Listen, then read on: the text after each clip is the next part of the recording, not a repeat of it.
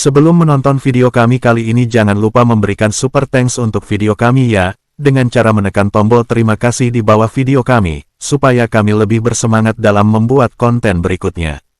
Kabid Humas Polda Metro Jaya Kombes Budi Hermanto menyampaikan perpanjangan pencekalan selama 6 bulan ke depan untuk Roy Suryo CS. Jadi, pencekalan oleh penyidik itu dilakukan dikirimkan untuk ke-8 yang berstatus tersangka. Itu berlaku selama 20 hari dari tanggal 8 November sampai dengan tanggal 27 November tahun 2025. Tetapi akan diperpanjang untuk pencekalan selama 6 bulan ke depan. Ini surat masih akan berproses untuk pencekalan kedua, kata Kombes Budi, Jumat tanggal 21 November tahun 2025. Polisi menjelaskan alasan pencekalan ini adalah untuk mempermudah proses penyidikan. Roy Suryo menanggapi soal dirinya dicekal ke luar negeri usai jadi tersangka kasus ijazah. Saya sih senyum saja ya, menjawab adanya statement bahwa kami itu dicekal. Nggak apa-apa, toh udah selesai, udah pulang dari Sydney, Australia, bahan-bahan sudah komplit untuk Black Pepper, ujar Roy. Sementara itu Ketua Komite Reformasi Polri, Jimli Asidiki menanggapi usulan mediasi antara Roy Suryo CS dan Joko Widodo dalam kasus tudingan ijazah palsu. Pak Asegaf tadi mengusulkan bagaimana bisa enggak mediasi, oh bagus itu. Coba tanya dulu mau enggak mereka dimediasi. Baik pihak Jokowi dan keluarga maupun pihak Roy Suryo dan kawan-kawan mau enggak dimediasi, ujar Jimli di STIK Jakarta. Oke, saya jawab ya rekan-rekan. Jadi pencekalan oleh penyidik itu dikirimkan untuk ke-8 yang berstatus tersangka. Itu berlaku selama 20 hari dari tanggal 8 November sampai dengan 27 November 2025. Tetapi akan diperpanjang untuk pencekalan selama 6 bulan ke depan. Ini surat masih akan berproses untuk pencekalan kedua. Ada lagi?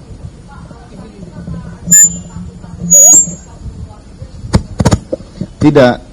Proses pencekalan ini adalah untuk mempermudah proses penyidikan yang dilakukan oleh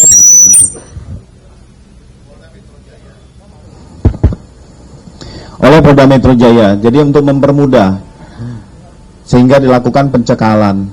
Karena dari tersangka sendiri pada saat pemeriksaan terakhir itu mengajukan saksi dan ahli yang meringankan. Sehingga proses ini juga berjalan. Ada lagi?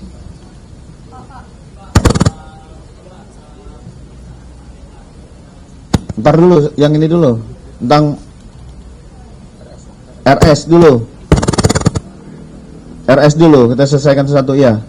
Dari Roy Suryo ini kan tidak ditahan ya Pak. Ada nggak sih Pak hubungannya sama intervensi politik atau sesuai yang sempat disampaikan dari pihak kepolisian? Terima kasih. Dalam hal ini, kepolisian profesional dan independen dalam penanganan kasus tersangka RSCS. Kita menangani perkara berdasarkan laporan polisi yang diterima oleh pihak kepolisian. Termasuk kemarin mungkin rekan-rekan juga menanyakan tentang adanya permohonan gelar perkara khusus. Gelar perkara khusus diajukan oleh tersangka kemarin sekitar tanggal 20 November dan itu merupakan hak dari tersangka dan diatur di dalam Peraturan Kapolri nomor 6 tahun 2019. Jadi ini mungkin nanti akan dilaksanakan gelar perkara khusus oleh penyidik. Itu ya, Rosuryo selesai? Ya, saya sih senyum saja ya menjawab adanya statement bahwa kami itu dicekal, ya gitu. Nggak apa-apa, ya, toh sudah selesai. Udah pulang dari Sydney, Australia, dan bahan-bahan semuanya sudah komplit untuk pembuatan yang black paper itu. Semuanya sudah komplit, nggak perlu lagi, ya gitu. Kalau ke Singapura nggak usah lah. Singapura kampus abal-abal kayak gitu kok. Hanya kampus ke-46 dari 55 di Singapura dan itu kampus swasta, ya. Jadi nggak perlu lah dia. Dan itu aneh. Aturan KPU ya, jadi PKPU yang nomor 19 tahun 2023 yang tentang ada syarat boleh tidak SMA asal lulus S1 khusus untuk capres dan cawapres itu kan aneh banget. Mana ada anak yang tidak lulus SMA bisa masuk perguruan tinggi kalau perguruan tingginya nggak abal-abal. Jadi sekali lagi saya sih senyum saja menyambut statement bahwa dicekal ya, toh bukan tahanan kota, jadi hanya tahanan yang tidak boleh keluar dari negara.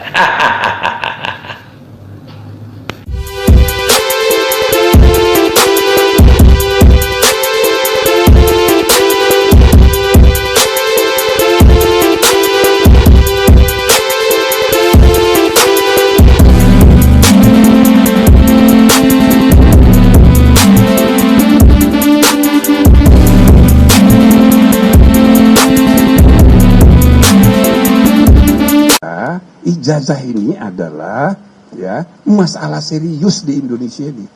Jadi mudah dipakai untuk alat persaingan politik. Dan yang kedua, ini tandanya administrasi perijazahan kita, administrasi organisasi dan lembaga publik pemerintahan kita masih sangat buruk. Maka saya tanya kepada teman-teman yang hadir ini termasuk Faisal, Askaba, apa solusinya? Coba dipikirkan. Kita mau bantu, walaupun mereka tidak hadir. Karena ketidakhadiran itu, karena kesepakatan kami harus dihormati. Ya, bukan, kalau ketemu saya pribadi, ketemu Pak Mahfud, boleh, nggak ada masalah. Tapi rapat tadi, nggak bisa, kami udah putus, gitu loh. Nah, muncul ide-ide, antara lain misalnya Pak Asgab tadi mengusulkan bagaimana bisa nggak mediasi? Oh pas itu coba tanya dulu mau nggak mereka dimediasi, ya kan? Baik pihak Jokowi dan keluarga maupun pihak Roy Suryo dan kawan-kawan mau nggak dimediasi?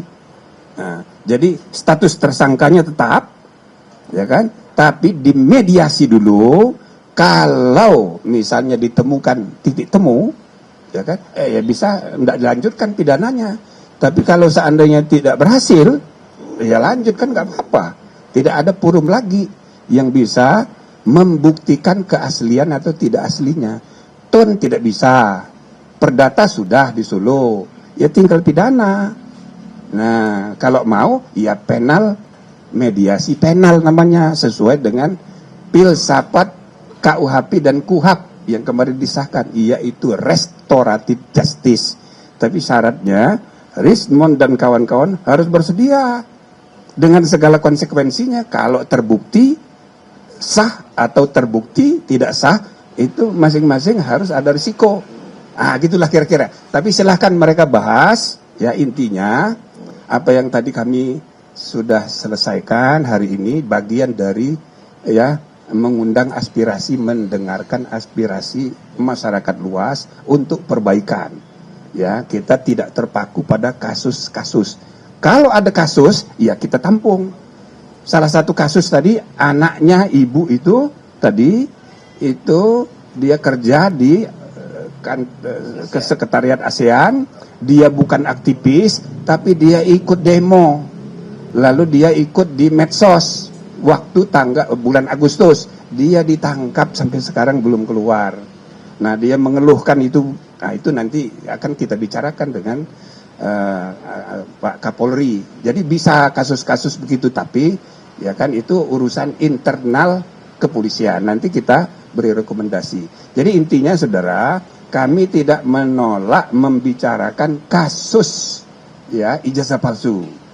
Cuma itu kita bicarakan untuk mencari solusi. Tetapi orang yang sudah tersangka harus dimaklumi, kita nggak bisa terima. Ya, ini soal etika. Oke? Baik, bismillahirrahmanirrahim. Assalamualaikum warahmatullahi wabarakatuh. Alhamdulillah, mohon maaf kami mengupdate beberapa hal dan nanti juga ada 2 agenda yang kami lakukan di Polda Metro Jaya sehubungan dengan ditingkatkannya penyidikan ini dengan status ada tersangka begitu. Yang pertama, kami mohon maaf karena saat Pak Roy, Pak Rismond pulang dari pemeriksaan dan tidak tahan, kami belum sempat mengupdate konferensi pers saat itu. Yang jelas yang pertama, kami ucapkan terima kasih kepada seluruh rakyat Indonesia yang mendukung klien kami, Pak Rismond, Pak Roy, dan yang lainnya. Juga kawan-kawan media, karena telah mendukung amplifikasi perjuangan pendampingan Pak Roy untuk membongkar ijazah palsu Saudara Joko Widodo dan Pak Rismond juga yang lainnya. Nah, hari ini kami ada 3 agenda. Yang pertama mengupdate kegiatan advokasi, kedua menyerahkan surat permohonan gelar perkara khusus yang sebenarnya dulu pernah kami mintakan di 21 Juli yang lalu, tapi belum ditindaklanjuti oleh bagian Kabawasidik di Resikum Polda Metro Jaya, dan nanti kami akan kirim kembali begitu. Namun yang pertama ingin kami tegaskan bahwa tim advokasi telah menetapkan sejumlah pihak yang kami beri kewenangan resmi untuk bertindak atas nama tim advokasi dan klien kami. Karena itu kami menghimbau untuk tidak mempercayai siapapun yang mengaku-ngaku bertindak untuk dan atas nama tim juga kasus ini, yang berusaha membangun narasi perdamaian dengan siapapun, termasuk ke lembaga manapun. Dan sekali lagi, tidak ada perdamaian dengan kepalsuan, tidak ada perdamaian dengan kebohongan, tidak ada kepalsuan dengan ketidakjujuran. Sekali lagi, tidak ada kompromi antara al-haq dan al-batil. Sehingga kami tegaskan kepada seluruh rakyat Indonesia, Pak Rismon, Pak Roy, dan yang lainnya, tetap membersamai aspirasi seluruh rakyat Indonesia yang ingin membuka kasus ini sampai tuntas ke akar-akarnya. Jadi kalau ada pihak-pihak yang mengaku punya kepentingan, punya kapasitas, atau mengaku juru bicara atau apapun, termasuk kemarin kami komplain Saudara Faisal Assegaf yang tiba-tiba bicara tentang perdamaian, juga Prof. Jimli Asidiki yang bicara tentang mediasi, karena ini kasus pidana, bukan kasus perdata. Kemarin waktu saat kasus perdata, Saudara Joko Widodo berulang kali di mediasi justru tidak pernah hadir. Hari ini di kasus pidana yang Saudara Joko Widodo sendiri melaporkan, maka Saudara Joko Widodo harus masuk ke pengadilan. Jadi jangan kemudian membangun narasi untuk mediasi di kasus pidana. Dan kepada tim reformasi Polri, khususnya Komisi Reformasi Polri, semestinya fokus ngurusi institusi Polri, baik mengawasi tentang kinerja, kebijakan, anggaran, SDM, institusional, bukan sibuk ngurusi ijazah Jokowi. Dan salah satu legasi institusi Polri yang perlu dikoreksi adalah gemar melakukan kriminalisasi. Dan karena kriminalisasi itulah hari ini klien kami, Pak Roy Suryo dan kawan-kawan, menjadi statusnya menjadi tersangka begitu.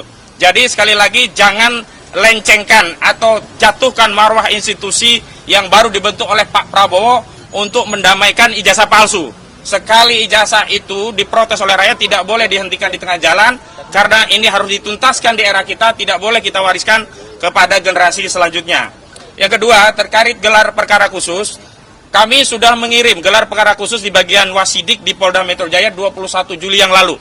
Namun sampai hari ini tidak pernah ditindaklanjuti, dan kemarin dari penyidik kami disonding untuk menindaklanjuti, dan hari ini kami juga akan kembali mengirimkan permohonan gelar perkara khusus yang hari ini kami serahkan kembali ke Biro Wasidik. Dan sebenarnya ini juga sudah kami persoalan, karena dulu sudah ada gelar perkara khusus di Bareskrim ketika penyelidikan itu dihentikan, tetapi kenapa saat di Polda penyelidikan itu ditingkatkan menjadi penyidikan, saat itu tidak dilakukan gelar perkara khusus. Dan dalam sebuah diskusi media bersama kuasa hukum Saudara Joko Widodo, Bung Firmanto Laksana di Kompas TV saat itu juga menyampaikan tidak perlu gelar perkara khusus lah di tingkat ini, nanti kalau sudah penyidikan. Dan hari ini sudah penyidikan, sehingga tidak ada alasan bagi institusi Polri, apalagi di tengah wacana ya perbaikan kinerja institusi Polri, untuk tidak melakukan gelar perkara khusus sebagaimana sudah dilakukan oleh Mabes Polri pada Dumas yang dilakukan oleh TPUA. Dan terakhir berkaitan dengan apa yang kemarin disampaikan oleh Polda, bahwa salah satu sebab tidak ditahannya klien kami karena kami mengajukan sejumlah saksi dan ahli. Hari ini kami akan mengirimkan surat secara resmi kepada Direktur Kriminal Umum Polda Metro Jaya tentang sejumlah nama ahli-ahli yang memang sudah kami siapkan, sudah berkomunikasi untuk bisa diperiksa di tingkat penyidikan, agar ada kesetimbangan dari keterangan ahli. Hanya yang sebelumnya hanya dari penyidik, kami harapkan juga bisa mempertimbangkan keterangan ahli dari kami. Setidaknya ada 4 ahli, 1 ahli bahasa, ya ahli bahasanya itu forensik, linguistik forensik, mohon maaf ya. Kemudian ada ahli pidana, kemudian juga ada ahli ITE. Untuk linguistik forensiknya kami sudah siapkan nama-nama dan nanti akan kami sonding, dan kami sudah meminta agar pemanggilannya melalui kami dengan waktu yang cukup, agar nanti kami juga bisa menghubungi ahli-ahli kami. Kenapa demikian? Karena kami juga butuh mendapat persetujuan dari institusi masing-masing, karena ahli ini adalah bersatu ASN begitu. Selanjutnya kami juga menyampaikan 11 saksi-saksi yang meringankan di tahap penyidikan. Terlepas kami juga nanti akan menghadirkan lagi di tingkat persidangan. Jadi di penyidikan dengan di persidangan kami bedakan. Di penyidikan kami setorkan ke pihak penyidik, di persidangan kami akan persiapkan tambahannya nanti di persidangan. Selanjutnya kami ingin tegaskan di kasus ini ya, peran yang membuat klien kami tidak ditahan adalah dukungan dan doa seluruh rakyat Indonesia. Jadi jangan percaya kalau ada pihak-pihak yang mengaku-ngaku merasa punya peran sehingga klien kami tidak ditahan. Apalagi mengaku-ngaku punya kapasitas untuk menyelesaikan persoalan ini dengan perdamaian-perdamaian. Ingat, justru sejak awal Jokowi tidak pernah mau damai, dan hari ini kalau kami mengambil perdamaian itu sama saja kami melakukan deklarasi pengkhianatan terhadap seluruh rakyat Indonesia, dan itu tidak mungkin dilakukan terutama oleh Pak Roy dan Pak Rismon yang selama ini sudah meyakinkan kita 99% ijazah itu palsu, 11.000 triliun ijazah itu palsu, dan seluruh rakyat sudah ikut meyakini keyakinan dari Pak Roy dan Pak Rismon. Karena itu mohon doa dukungannya, kami akan tetap istiqomah konsisten untuk berjuang untuk membersihkan legasi bangsa Indonesia dari dugaan pernah dipimpin oleh seorang presiden berijazah palsu. Nah, dalam kesempatan hari ini karena klien prinsipal juga kami ada, kami mohon tanggapannya pertama dari Pak Roy. Bagaimana pendapat Anda? Silakan isi pada kolom komentar.